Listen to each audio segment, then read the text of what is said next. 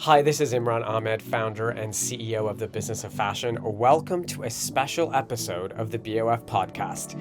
It's Monday, January 26th.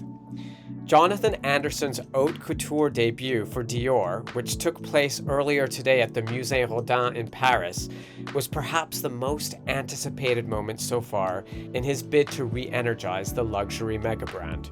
In December, I joined Jonathan in Paris just as that collection was coming together to learn how he's reimagining couture as a creative laboratory that feeds the entire maison and to reflect on his journey at Dior thus far.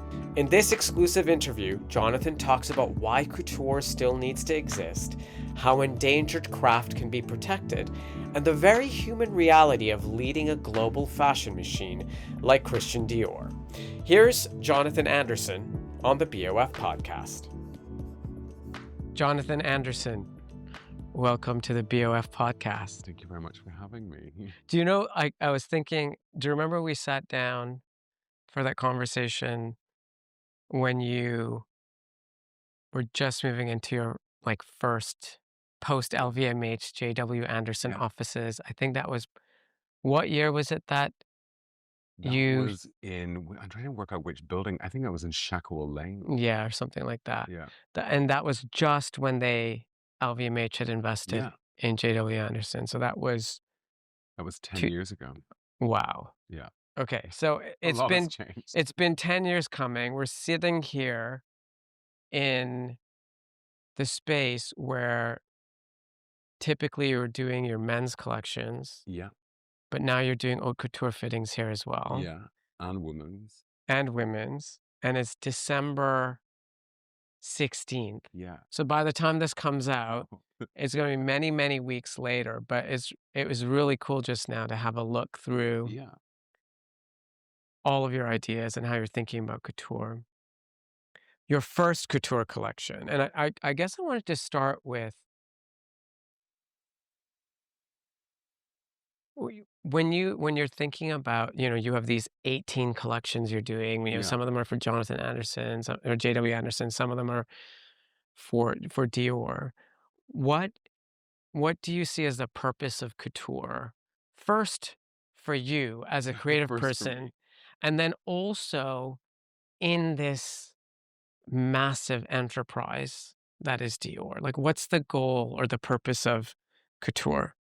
Well, it's the first time, if someone had asked me about a year and a half ago about couture, I would have been like, I had never projected myself into couture. I never really understood it. And I would have probably nonchalant would have said something like, well, I think it's irrelevant or something. Oh, really? I probably would have said something like that. Why? Because I never really understood it. I never understood the glamour behind it. There's always something very glamorous or something very kind of at bay or something with the idea of the hierarchy of fashion. And Uh, now? And now I have a completely different understanding of it. I feel like I'm doing, I kind of joke every time I'm in a fitting, I feel like I'm doing like a PhD in couture because I have an amazing atelier and it's every day you are learning the process of something that has been done for so long in France. Do you know what I mean? It is a kind of, it's an institution in itself. There's rules. There's so many different things you can and cannot do, and in a weird way, I was trying to work out how do I approach that or something, or how can I relate to it or something. I was at the beginning, I found it very difficult to relate to until they did one dress, and then I was like, okay, I'm kind of addicted. So And so the purpose of couture, like, in the like reinvention that you're bringing to Dior, like, now that you've understood it a bit yeah. and you've seen the inside, like, how do you see it fitting into what you're doing here? Well, for me, it's a kind of like it's a very emotional process. Actually, I find it quite emotional because I think it's sort of like it is something that is steeped in history and people who have been working for many, many designers inside this house who are still here. So in a weird way, you have to go into kind of like like performative mode that yes, I can do this, and at the same time being like I'm totally confused. Like imposter Yeah. syndrome. But I was trying to think about like, couture itself. And I was trying to work out how do we reframe the narrative of all of it. And I was thinking of things that I like in craft and what I have done in craft over the last 10 years in my previous job. And I was thinking couture is kind of like an endangered craft, as a kind of, as a mindset, a mythology, and making with hand. And I was thinking, well, in a weird way, what Dior is doing and other couture houses, which there's not very many left, are kind of protecting this endangered craft as a kind of national symbol, ultimately, of making. And once I kind of got into that mind space, then I was able to work out, okay, well, what do I want from it, or what is new for Dior, ultimately, in a kind of landscape that's had some of my heroes in it for me. And so when you first kind of stepped into the atelier and you kind of were trying to figure out What's where you were gonna start, Yeah. what was the first image or idea that was lodged in your creative brain that was what was the starting point, basically? I think my starting point was one of my dearest friends is Magdalene Donde, who I have worked with many times. And for me, I think her vessels for me are the idea of form and silhouette. And I was thinking that that is what Dior was so great at, is in the silhouette, like the sketch. And I have this like one vase that I love of hers, which for me was always like a body, and she always jokes, and she's always like, "Well, for me that vase is like Naomi Campbell," and I was like, "Okay, well, what is a dress that is a vase that ultimately is Naomi Campbell, and what is that in couture?" So there was like this kind of, so I kind of showed them this vessel, and I was like, I like the idea of it was pleated, and it looked like it was being spun, like as if like the movement of clay as you build it, Yeah. and I don't really sketch, but it was the first time I kind of sketched something on a piece of paper very badly. And I was like, can we resolve this? And then to finish it off like Dior, we put a bow on it. And that was about a month and a half into the job. Right, So this was just before the summer. that shape Yeah. or form kind of made its way into The very the first show. Yeah. ready-to-wear, the women's ready-to-wear, right? Which was like kind of mid-resolved. So it was quite interesting to see it, like it's like nearly like cut and shortened. Right. But the structure is not what the structure is in couture. Yeah, so what's the difference between the ready-to-wear Well, version and the in couture version? inside the one in couture, you have these tiny lines of tulle that are gathered, which make this like kind of candy floss, is what I would describe it as. And they build this very, very light structure which holds the shape so that you can push it in, and then it has memory. Whereas the one that we had in the show was more done by Belen. So it's like a bit more of an industrial process. And then it was done by machine pleating, whereas this is hand pleating. So everything is pleated by hand onto the carcass of the shape and then stitched down to keep Wow. the shape. And when I saw the toile of it on, then I was like, okay, we have to open the women's wear show with a kind of shorter version of it. But I was like, this is why Dior is Dior. And this is why Dior Couture Yeah, needs to exist in a way. needs to exist because they are practicing a skill that if you don't practice would disappear. Because I think what people forget in couture is that everything is done by hand. Yeah. So, and what has taken me a bit of time to get used to it is that by doing things by hand, things become a lot rounder.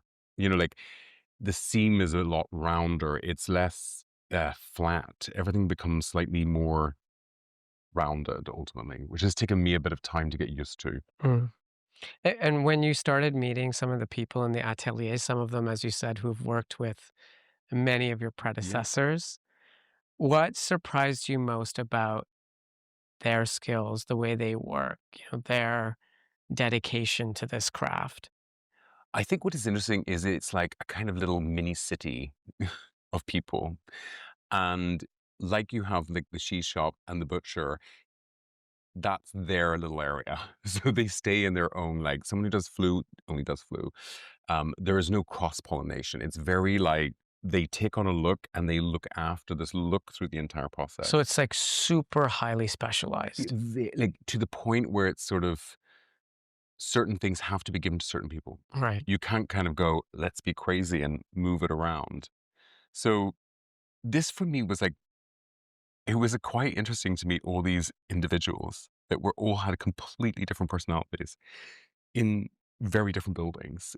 So you have like the historical atelier, which is above the store. Then you have like 4 other ateliers that are doing like little camps of people.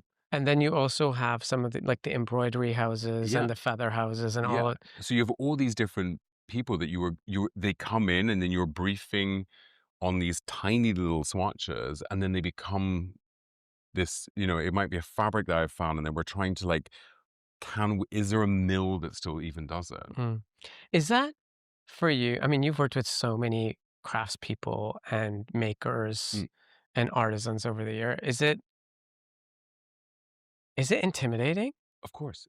It was, I think I'm still intimidated. Until the show is done, I feel like a bit, as you said, a bit imposter. Yeah. Like um, I think people don't comprehend until there's not many houses. There's probably 5 or 6 houses in the world at the scale. Yeah. Then there's only so many houses that do couture, Yeah. which is this other layer of the world of a brand. So it takes time to in a weird way go into this ecosystem, and you have to be able to perform like that, which is very scary and quite intimidating. But for me, it's what I feel that I learned when I was at the WFA is you have to start somewhere. And in a weird way, it's about progression. You have to learn through it. And once if I go to work and it becomes a formula, then you get bored and then you don't enjoy it. Yeah. So in a weird way, everything I do at the moment is for the first time. So it'll be the first couture. It's the first year is going to be everything first. So you're meeting hundreds and hundreds and hundreds of people. And they're trying to, in a weird way, grab a hold of this like running buffalo. Like they're Mm. trying to grab onto it and stay on it. So it's for me, yeah, it's incredibly intense. I think couture adds this other weird, and I would never really care, but weirdly, when you're inside the house, I'm in Paris, there is a kind of, it comes with a different thing. Did you ever come with an idea and they said, no, that's just not possible? Or are they able to do anything? They're able to do anything. That's what, there's never no. There, in a weird way, it was like, for me, it's nearly like cars. It's like, here is an archetype for a brand new car. And it may never be able to go on the road, but we are going to make it happen. I quite like it's like in fabric, you'll be like, do you think we can reproduce this 16th century fabric? We won't be able to get it like this, but we will be able to do it like this, or we will get a mill that can reopen looms to do it. That must be quite refreshing Yeah. as a creative person because you hear no a lot normally, Yeah. right? And it's the one part of the business where there is no no, because it's just about sheer creativity and making. Wow. So it's very kind of like, and we changed the kind of the calendar for it because I was just like, I cannot do a couture show in 30 days. Like it's just impossible. So I was like, let's change it into like a 6-month cycle. Which So is kind of the old way of doing yeah. things, right? And we just work on it like for me it was like, okay, we're gonna do a project with Magdalene. I want it to be about form. I want it to be about these 3 different things. Off we go. And in a weird way, then you enjoy the look and through the process, I'm enjoying kind of like rejecting it or embracing it or kind of, do we want to add more? Do we want to take, so it's a kind of like an experimentation. For me, it's going to be a lab. Mm. And I think because of designers that have been there before, like Christian Dior himself, they have opened the door of this idea of like fantasy. And I was thinking to myself, like, why do people come to Dior for fantasy? You know, like, but ultimately it was birthed out of the idea of fantasy. Yeah. It comes out of a troubled period fantasy. And I think it's one of the DNAs of the brand. Mm. I think people go to it because they want something, a bit romantic. They want it to be a bit over the top. They want it to be about fashion. Mm. So for me, it's sort of like, it's quite petrifying because you're kind of you've got this like back catalog that is like genius. And then you're trying to respect the codes of the house and then slowly bring codes. Do you know what I mean? Because I think that's been the biggest challenge, I think, over the last year is dealing with like audience and a business and trying to be like, I'm in a bubble, but then at the same time, I'm trying to listen to outside the bubble where you're kind of going, the brand needs this in the moment. I think this is where couture has been kind of a bit like uh, an escape because it's sort of a bit more kind of where I can kind of sit and spend time in the evening going through the archive, going through how do we develop every single fabric from scratch? How do we develop every shoe last from scratch? So that you cannot do in a month. That takes 6 months. Right. You said just now a lab. Tell me more about that. How is it a lab for you as you think about this lab in the in the kind of wider Dior universe? Yeah, because I think we can run it over 6 months, and then while we're kind of testing like weird and wonderful things, like it can be in bags, it can be in shoes, it could be in elastic, it could be bonding techniques, it could be it can be so many aspects. But you might learn something through that, and then you go, actually, we've opened all these looms now. We might as well use that into men's or and get like utilize it because now that we have it, we know that we can do that fabric. So okay, we'll put that in. Let's experiment with bags that make are gestural bags that make no sense in the everyday world, but they're kind of an interesting object. But there might be something in hardware or construction. Okay, let's maybe try that into it. So for me, it's more kind of a thought process Mm. that I think can be interesting. It feels to me like you've always kind of worked that way, never with these kind of resources. Like you've Yeah. always had this approach of like doing something quite experimental and then somehow maybe it turns into something that, Something that sells. yeah, Um, but I think what is because you're in a weird way, you're kind of like this allows in a weird way 2 blocks of continuity throughout the year. those two Yeah. six-month blocks. Where inside of that you have like 2 men's, you got 2 pre-collections, you got 2 ready-to-wear collections, and then you have pre-falls and capsules. So in a weird way, it kind of for me, this becomes the backbone of the brand. Yeah. And then it then breaks up the creative cycle. So, and that's why I think for me, it's sort of going into next year. When this comes out, will be next year, but it, Happy New Year. Happy New Year. It's sort of for me. It's sort of nice to kind of I like to start a year as a year because in a weird way I came in midway in the year and it's really nice to go, okay, this is going to be like men's, then couture, then the women's, then it'll be the resort, then it will be the women's. It means I can go through the cycle again, Yeah. but with um fabrics that are mine or shoe lasts that are mine, like you're trying to um, build your own library. Yeah. But what you realize when you're in a house like Dior, you want to get them so that they're long-term things. I want Mm. them, I think in the way I had to start from nothing. Yeah. Here I'm coming in on like everyone has like a vision of Dior. Do you know what I mean? It's sort And of like, that's this whole thing about like how much do you think about what people outside this bubble want and how much do you feel like kind of confined by the archive, right? And how much do you lean into your own creative instincts? I think for me,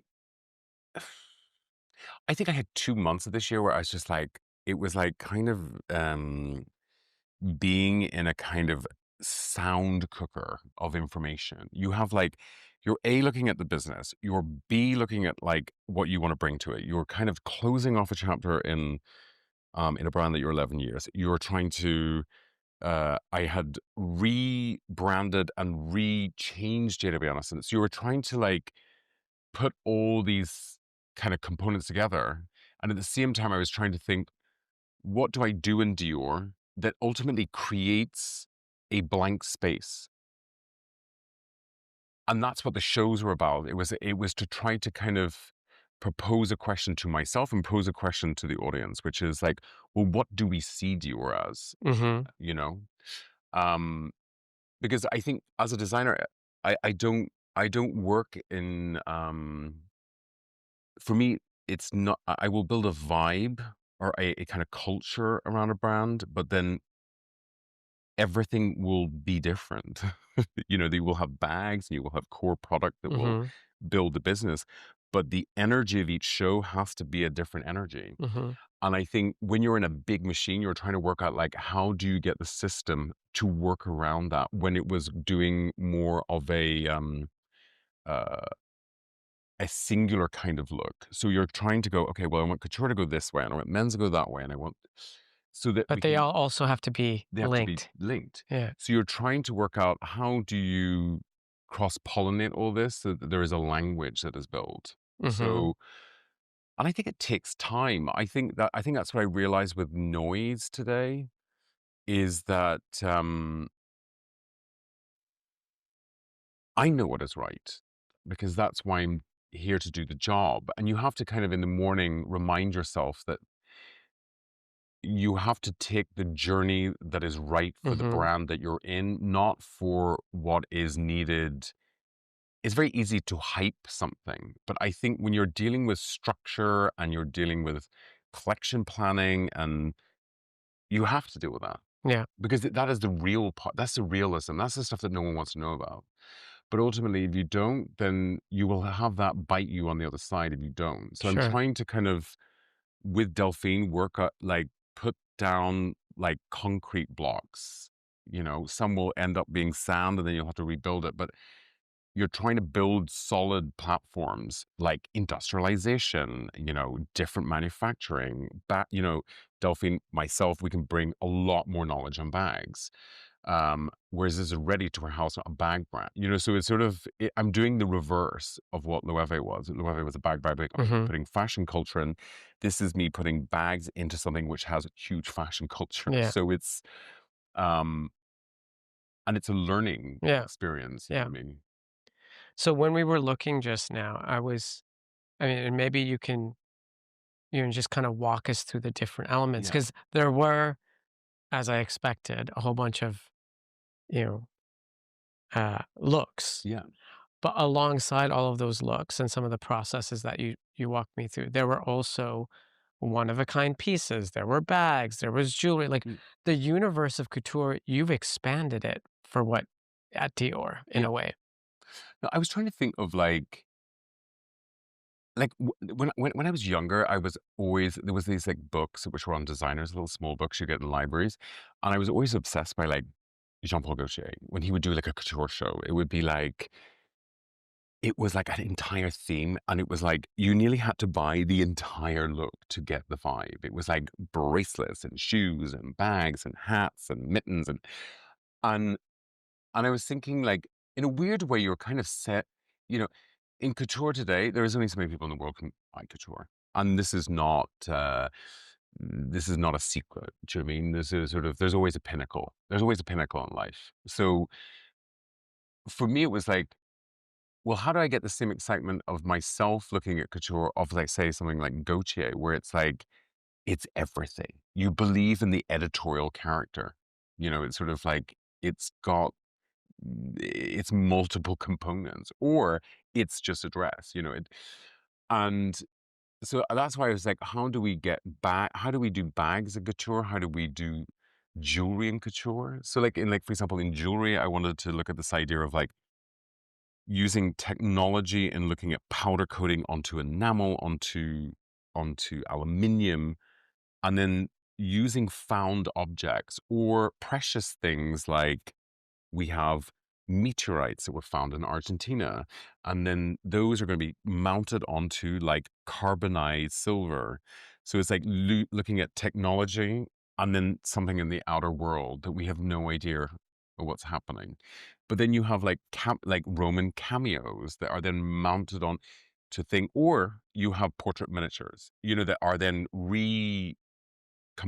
So that was like something where I thought, okay, well, if you're going to buy a piece of couture jewelry, it should have some sort of like story behind it. Do you know what I mean? It's sort of like, I'd never touched a meteorite. Here is meteorites. We're going to use it. Mm. It's sort of like, it has like a kind of a talking point or like something you're kind of like curiosity.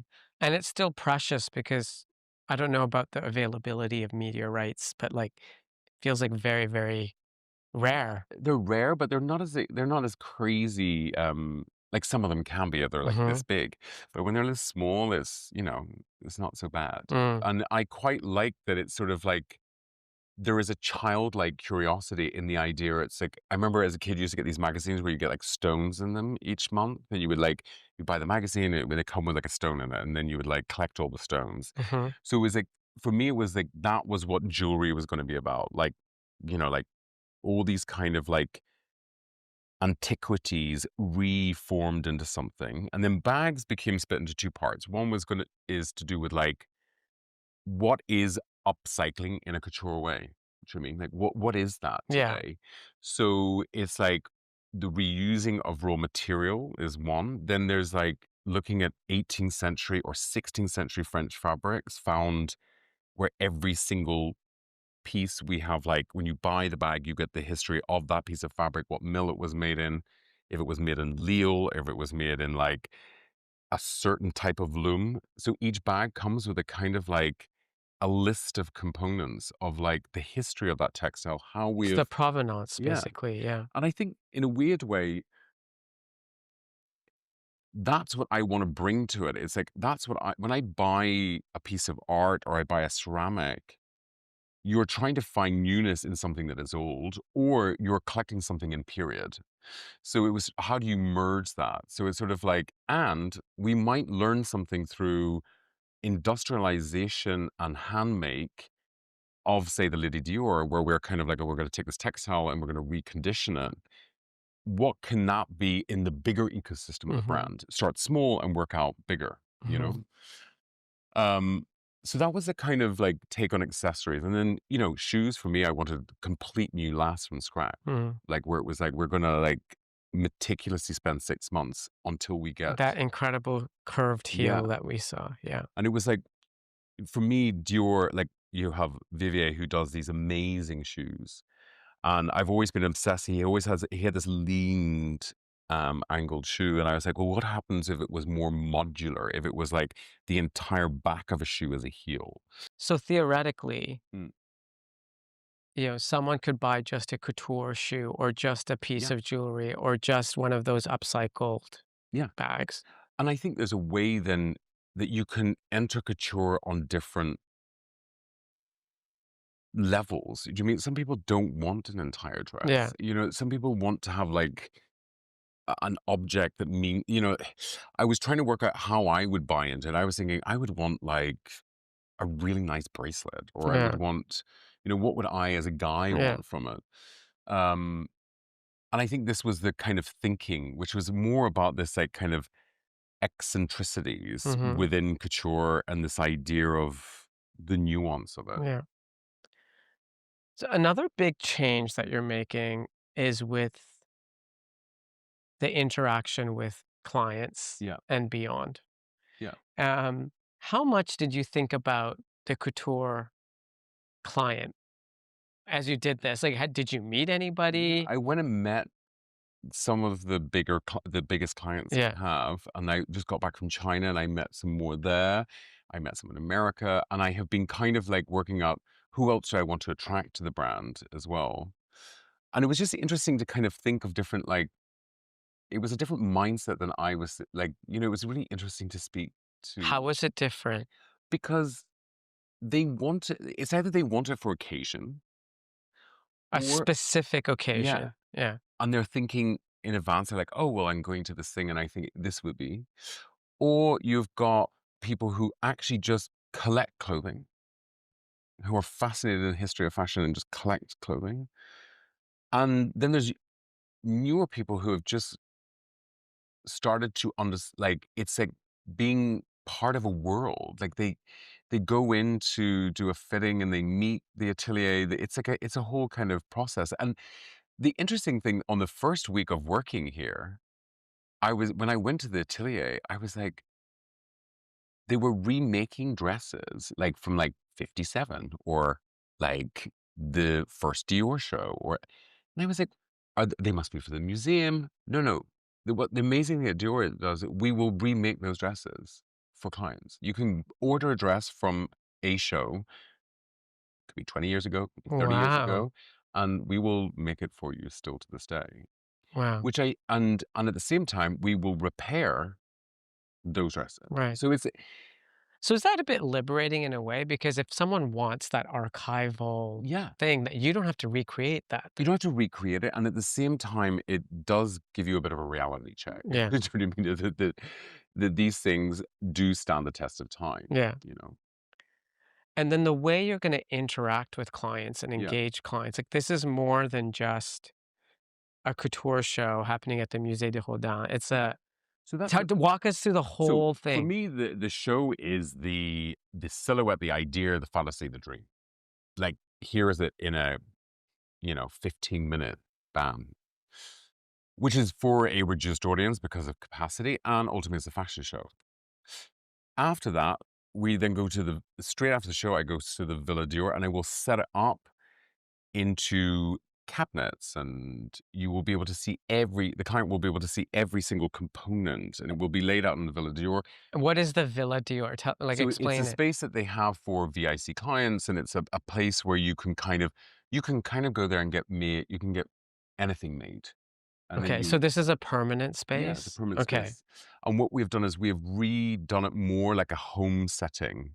And it's going to be, but then it has like, you'll have all the jewelry in cases. It will be more laid out like a kind of exhibition. So this is like the Reese in a way, but a much more elevated Yeah. one. So it'll be every single detail, or, we will introduce the clients over like 2 hours where we can introduce each product, tell them things about, they can meet the people of the team, so they can meet like Alberto or Yuha or like all the guys And who will work, you be there? and I will be there, and then we will kind of do the old school kind of like, Couture. this is about, Yeah. and this is why it is what it is.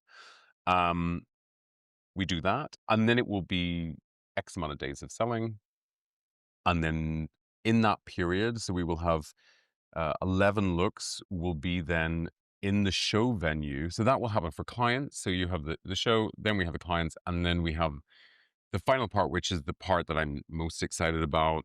And it's the part that's new for Dior, is that the show venue will then turn into the Rodin. The show space will stay up, and it will then be turned into an exhibition, which will be on Magdalene Adondu, Christian Dior himself, and the new couture collection. So that we will then do with school groups, we will do with art students, we will do with general public. Anyone can go; it will be free. And And what, you sign up online or yeah, something? and you just go and see it And as a kind of, why did you want to add this third component, and why is it the thing you're most excited about? because I think I was trying to kind of think about what I felt about couture before I got to Dior, which was like, why? Um, and I was thinking that if you saw a dress that is taken more than 4,000 hours, that one person has meticulously put together, a photograph is never going to tell you that. You have to kind of see it. And then I wanted to show my influence. I wanted to show that Magdalene is a huge inspiration for the show. You will be able to see what we're doing with her in terms of bags and in terms of other things that we'll put on show. And then showing from each time we will show from the archive different things. So this one will focus on Christian Dior. So it will have all the forms. It will be Magdalene and Christian Dior in conversation. Wow. And I end up doing is kind of like a catalyst of that. So that then you'll see the sketches of Magdalene, you will see the sketches of Dior, you will see the sketches of mine, and all mixed together. And then from that, so this is just as important to me as the fashion show, because I think it's where there's only so much you can see online. And I think in a weird way, I'm kind of inviting people who want to go and see it to see something physical, because it may change your mind, you know? It might change your opinion of it, you know, because I think it's sort of, I think the great thing about Dior is Dior does a great exhibition. When I think of great exhibitions in fashion, Dior is very good at an exhibition. So why not exhibit something current as Because it opposed will, to waiting till like for a retrospective or something? So you're because just I think it's sort of like this is what clients are saying, and this is what you're seeing in real time. Go and see it now. because now, Yeah. because I think, you know, it's like the opening dress that we were looking at, where you have like layers. It looks so simple Hmm. as a structure, but when you realize that underneath is like hundreds of lines of tulle that are all stitched together and then engineered in this way, you will see that in the flesh more than you will see in a flat image on the catwalk. The catwalk can be a bit of a trick. And I know, because as a designer, I have had to use that trick. You can use the set as a trick. You can use casting as a trick. Mm. You can hide many things. You can sell people a kind of Mm. flashpoint, but if the clothing is not right, no matter what you put around it, it will, no matter how much in the moment, we're so used to fashion right now as we do shows, consume it, and that's it. And some people only consume that flat And image. that's it. Yeah. And it's kind of weirdly, I was talking about it with someone a couple of weeks ago in real in depth over a bottle of wine, um, which is why I started in fashion. What I loved about fashion when I was doing Windows at Prada was that you would watch a Prada show, and then we would have to work with like the team to come up with windows. And then you'd have to then foresight the windows coming. And in the beginning, you would look at the show and you'd be like, what is that? Like, what is that? And then like you would be selling the current collection. They would be trying to sell the current collection. Then you would be like, slowly the new collection was about to come in 6 months. And then you would be like, oh, I want that now. Yeah. I think what has happened now is we have kind of got into this weird habit where we do shows and everything for impact and bam to kind of win people's talking ultimately, or Hmm. like, we hate, we like, we hate, but we don't digest anymore. So we just like, we kind of just, it's like nearly like that. It's You like, put it in your mouth and you spit it out. yeah, it's like perfume. It's like, you know, like when at the end, like in the, he gets eaten by Yeah. everyone. And, but what I love about fashion for me was it's about the future.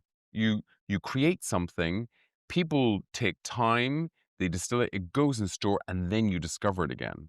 So for me, this is a kind of a test, weirdly, to kind of see, does it help part of like local or community ultimately to look at it in a different, in real time, Yeah. to maybe go, actually, it was actually different, but it's not everyone goes to the showroom. Yeah. But you know what I mean? It's sort Yeah. of, Well, and this helps people I guess they get that chance to digest it. It also makes me think of, following your ready to wear show, there was that watch party. yeah, And I feel like there's this thing I mean, I know Italian Vogue is doing more of this in Milan as well, yeah, where they're like this idea of Fashion Week just being for insiders and the kind of outsiders get to look at it on social media. There's this movement of like bringing more people yeah, in to see it, the real bits of it, because so much of it then just is consumed on the surface or yeah. understood at the surface. But we don't go deeper. Yeah. And I think this is what I think the learning lesson for me in the process of like, and I'm at fault too, because I kind of go, oh, well, Loewe was like this. It was always, but then you realize you were there for 11 years. Yeah. Do you know what I mean? So in a weird way, I'm expecting 11 years in 1 year, but at the same time, the audience is expecting of it like tomorrow. Yeah. And you're kind of like, you're trying to grapple with where you want to go, what is needed for the business, where the audience is seeing it. And then there comes a moment where you have to just go into the kind of Zen-like experience, which is what I'd said earlier, which is like, I get up in the morning, I know what I'm doing, Mm. and there will be good days and bad days. And I Yeah. think that's what you start to get a thicker and thicker and thicker skin Yeah. through the process, because you have to always be thinking, what is relevant in 6 months? Yeah. Not right now. Yeah. It's sort of, I think this is the trick. It's also like a really challenging time Yeah. for the fashion industry. So I think offering some more texture and more depth helps people to understand. Or being real about Yeah. it. I feel like fashion has this thing where I think the audience see me as a designer, and you live this like, you're a designer, so you turn up and it's like, I don't know what they think sometimes. But the reality of fashion today, in the scale of fashion, the media pressure of fashion, the size of it, it's not 10 years ago. No. Fashion has grown like crazy amount. Maybe too much. And maybe there might be a kind of recalibration, but at the same time, the audience is nearly kind of like our approach nearly to Hollywood. We don't care. We just want the end product. Yeah. But at the same time, I think we have to kind of be more rational. I think we have to kind of, in a weird way, as a system of designers and the brands, as much as there is competition and there will always be a sliding scale of things. But at the same time, if we don't somehow unite behind it, change is inevitable. And I think we think change is just a new thing. Change has happened in fashion in big cycles like this before. The difference we have now is the media exposure on it is ginormous. Yeah. It is part of the popular conversation. Yeah. So, but we forget that because that's the whole point of fashion, is to forget and keep going. Do you know what I Yeah. mean? So I think sometimes I feel for so many designers, because I know what it's like to go through it. And I do sometimes there is moments where you go, We literally saw you do take that deep exhale on Loic's video because backstage because it's just so much, right? I think for all designers in that season, I have never, it was nearly like, it was the most bizarre moment of my life, because it was like the anticipation of something that you're only starting on a journey of.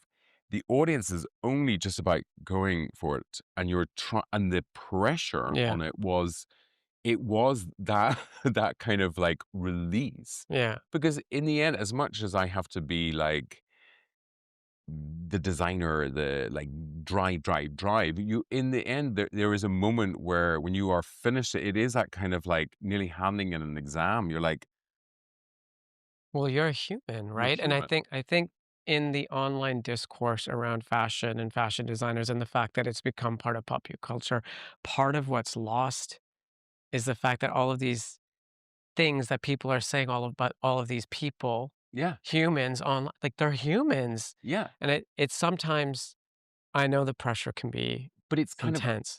I live off pressure. This was a very different type of pressure. And the good thing it's quite good because it's like behind you. It's like a kind of like it's like, okay, we just started. So we can move on from like, Yeah. couture will be that still thing of the first of it. And it will Yeah. be Yeah. but at the same time, it means I can just get on with the job, Yeah. because in a weird way, it takes time for people to get used to things. Yeah. Do you know what I mean? Like I think when you look at, I remember when I did my first show at Loewe, people were so not sure about I definitely was not sure. it. I remember, but like that took time. And it took Yeah. time. And, because that was a business that needed completely restructuring. And I think the bigger the brand, you realize it is not just a designer. There is so many components. There's the people who do the windows. There's the Yeah. CEO. There's the finance person. There's a merchant. I think I was looking at this thing where it's like, one grounding, which I think is really good, because they're kind of like, they're celebrating the people, the creative Yeah, people all of the behind this. that's Olia's thing she does. They're Yeah, recognizing all the talent. all the talent. Yeah, But at the same time, I was thinking to myself, like, the other people that are part of that is like the people who do the windows yeah, and the people who do the merchandising and sitting yeah, there number crunching it. It may yeah, not be creative, but they work in a creative business. They have to try to work out how to make a designer's dream come true. yeah, And it's sort of like, that's where I think to pull the veil down, you have to do it in all categories, yeah. because a fashion show is not just me. I am just the conductor. I've said this throughout my entire career. And every single person can have their own transparency on it, but you have to do that equally across Yeah, the it's board. that proverbial "it takes a village," right? It takes a It village. takes a lot of people. The other thing I just wanted to touch on really quickly is what's really interesting is for the first time, the Dior men's show Mm, and the Dior couture show are gonna happen in the same space. yeah.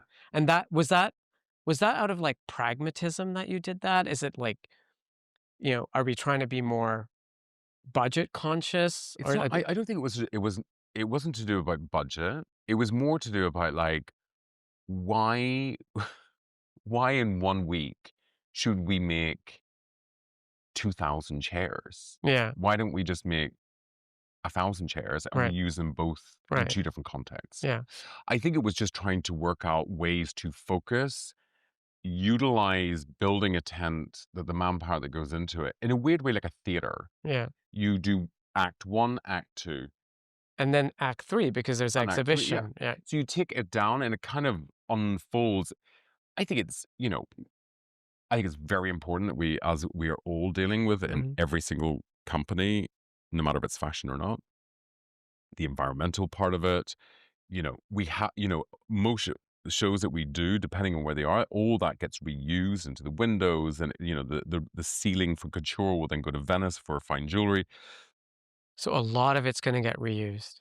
Yeah, because the amount of work that goes Yeah. into it, like, to make a chrome chair, it takes 6 months to get it done. Like, it's like a piece of furniture. Like, it's sort of like, like with the the chairs that we're using in this are the chairs that we've been using for the last two shows. They're just being now chromed. Okay. So that already I will get 4 shows out of one chair. Right. Whereas in the past, it would have It been would have been like, bye-bye. by right. So I think this is where I think each thing has to be a learning. When you learn something, then you put it into the system and then it becomes part of your vocabulary. And I think, as much as everyone else is looking at it, I am thinking about that every day. Like, what do I do to try to make it cost efficient? What am I thinking to do it where it's environmentally friendly? How can I get more, like, younger people involved? You know what I mean? Like, for me, like, I've always believed Yeah. inside the teams, especially in the web and especially here, it's like, the younger the talent, the more opportunity, the more that younger talent can learn Mm, inside a brand, like I did, then the better this industry will become. mm, So for me, Dior i- is such a big kind of metropolis that it mm, can have so many aspects of mm. that. So, and this takes time, and I think, and that's what I find exciting the most, is that you have to kind of set out your own kind of private vision for the future, and then you cannot do it overnight. You have to kind of slowly kind of be Mm. like, okay, we're going to sort this out, and then we're going to get this, and if it doesn't happen this season, we'll get it next season.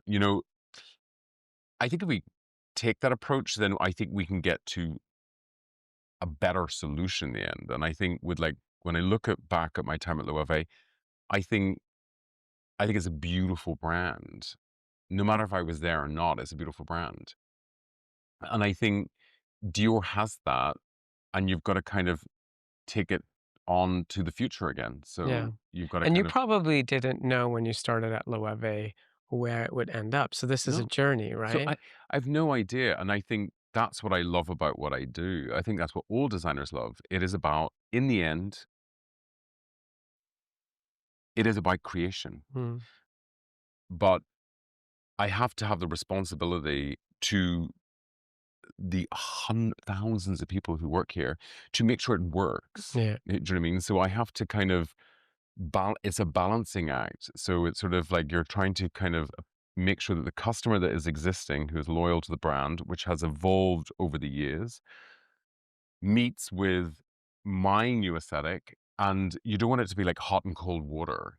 I always have this like vision of like when I started this brand and then I started to work in it. It's like there's always this like Instagram video of like I think it's like salt water and like um natural water meeting and how they don't mix. Yeah. You don't want that in store. Yeah. So like you have to be able to cater to the current client Yeah. base, which is why those meetings you had are important, but you're also trying to cater to new clients who are trying to big Yeah. into the business. That's a fine It's a balance, fine right? balance. So you're trying to keep people like slightly entertained. You're trying to keep this, you're trying to, but you have to do that.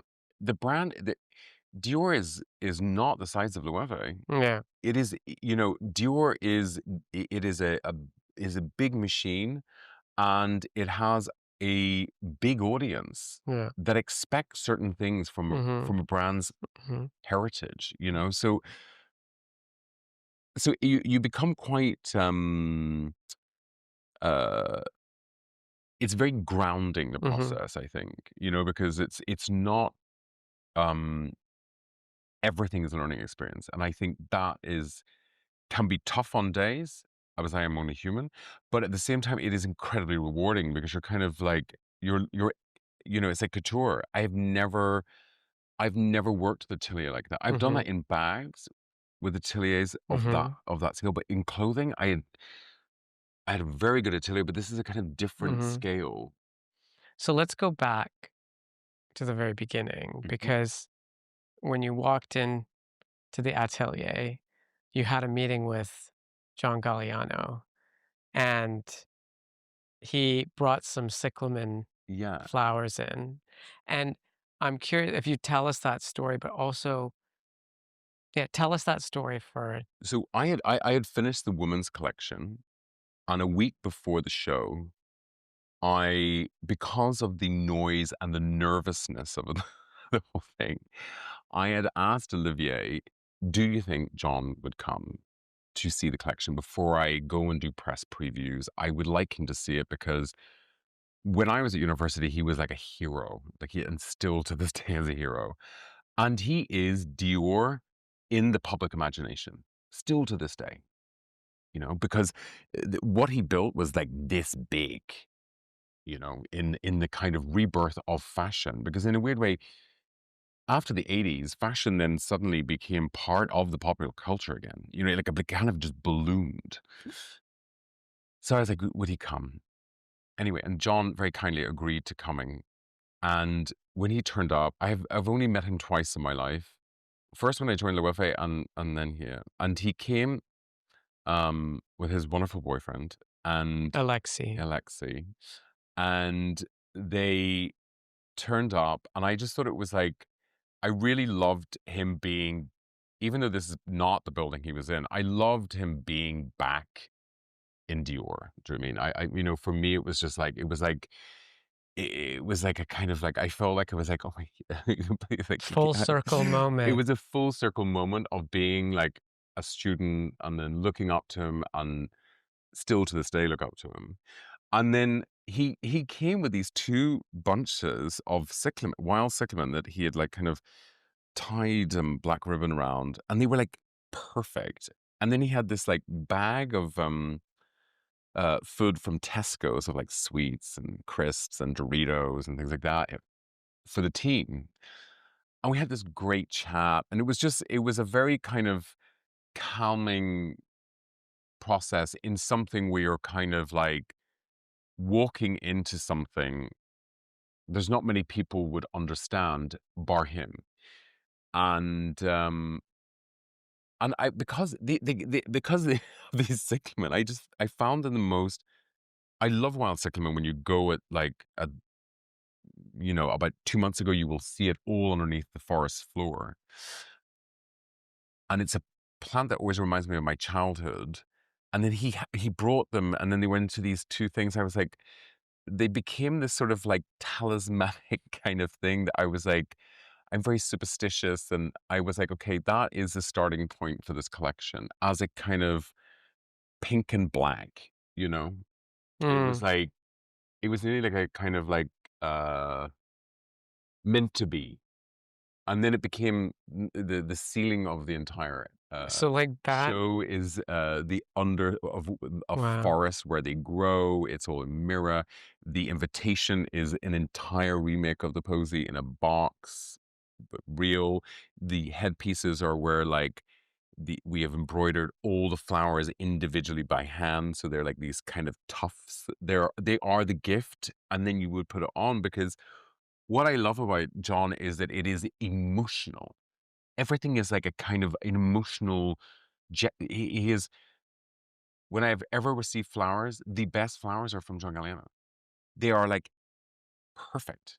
Like everything is like there is an etiquette and there is a kindness that, and I was just so that's where it all started. And I think That's amazing. it's like 360 for myself, and it's sort of and when you meet a hero like that in the job that he did, when you go to the museum and you see, and every single person probably listening, he changed fashion, and I wanted to bring him back in, and you need the advice from someone like that, Mm. especially in a house like Dior, because What did he give you any advice? the one line that I think was, because John is incredibly intelligent, was the more that you love Dior, the brand, the more it will give you back. Interesting. What do you think he meant by that? I think it's the more that you love the people in it, the more that you give into it, the more that you Right. the more it will give you. It will tell you what to do. Mm. And I think